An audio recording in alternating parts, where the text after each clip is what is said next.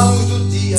Eu nunca vi o amor de minha mãe amenizava o meu desgosto, mas tudo que eu queria era enxugar seu rosto. Pra sobreviver na via, todo dia eu me vingava. Sempre à beira do caminho, alguém ali me deixava.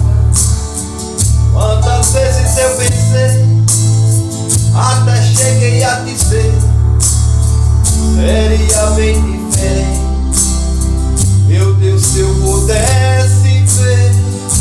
Aleluia.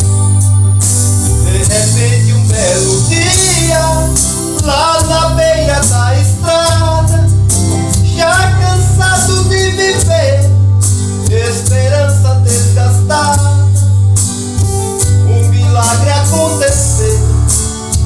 O tal homem galileu estava passando por lá.